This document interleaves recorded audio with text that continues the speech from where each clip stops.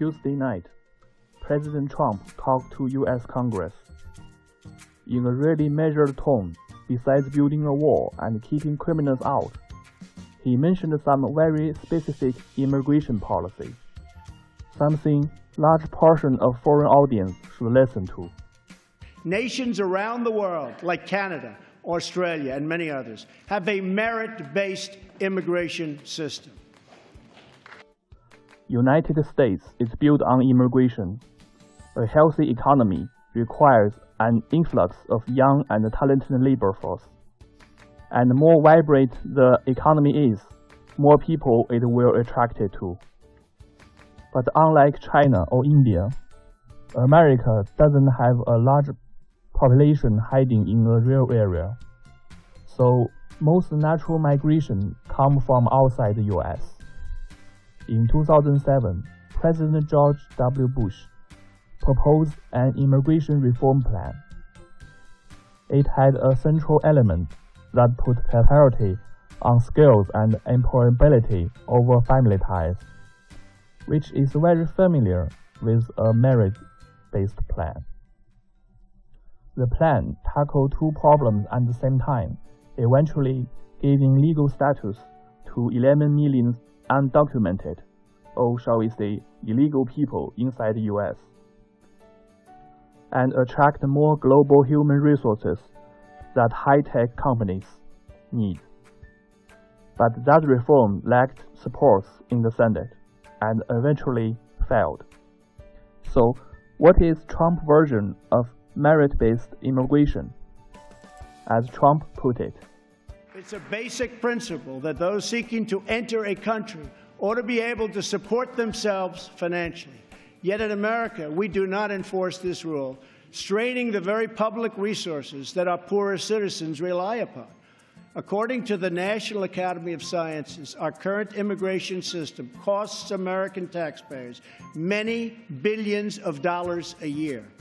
Switching away from this current system of lower-skilled immigration and instead adopting a merit-based system, we will have so many more benefits. It will save countless dollars, raise workers' wages, and help struggling families, including immigrant families, enter the middle class. And they will do it quickly, and they will be very, very happy indeed. And how it works? For the past 50 years, there have been multiple paths to come to the US as an immigrant. You can come for work. You may already attended a US college or university.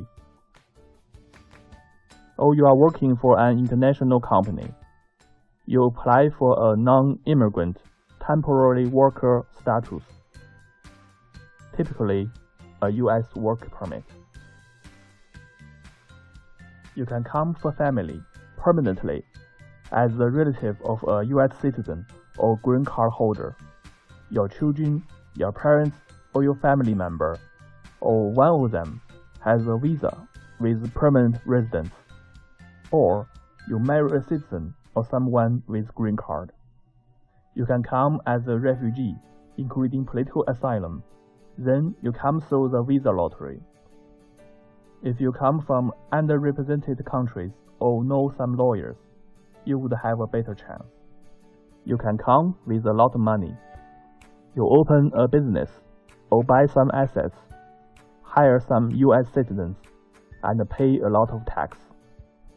You would have a decent chance. Most of them focus on personal backgrounds, family ties, and accumulated or inherited wealth. To young and talented people, it sounds unfair and arbitrary. So let's look at Australia and Canada. Their systems don't have the American tradition of family-based migration, and deliberately select for immigrants who are likely to contribute economically and assimilate culturally from the moment they arrive. In these countries, having a family member who's already a citizen doesn't guarantee you a spot as an immigrant yourself. Having an advanced degree, being fluent in the language, and being able to support yourself, or have a job waiting for you when you arrive, matter as much or more. In 2013, for example, a bill proposed by Representative Barry Issa and passed out of the House Judiciary Committee. It would have created 50,000 new green cards a year for immigrants with science, technology, engineering, and mathematics degrees, while cutting overall family-based migration by 50,000 and scrapping the visa lottery, another 55,000 annual immigrants entirely. Proposals to make the U.S. immigration system more merit-based usually reduce the number of spots available for immigrants who are coming for reasons other than their skills. Family-based immigration and the visa lottery, for example, and ensure that a great share of immigrants coming to the U.S. are highly educated and highly skilled. I believe that real and positive immigration reform is possible as long as we focus on the following goals: to improve jobs and wages for Americans, to strengthen our nation's security, and to restore respect for our laws. So which groups of politicians will prefer merit-based plans? Two types. One, like ESA, who are primarily pro-business and in particular supportive of the technology industry.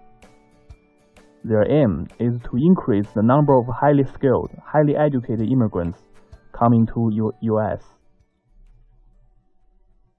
to make sure that the U.S. doesn't miss the opportunity to attract as many of the best and the brightest as possible, reducing other kinds of immigration.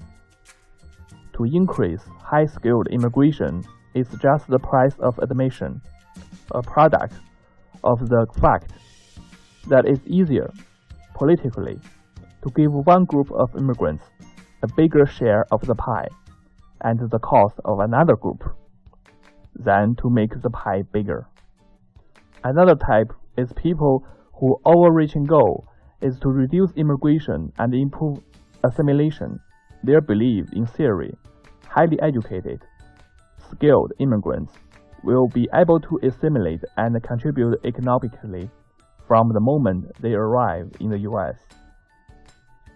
So for them, it's better to have high-skilled than low-skilled immigrants. But the goal isn't to have more high-skilled immigrants. It's to have fewer low-skilled ones. The Trump administration is very firmly associated with latter type.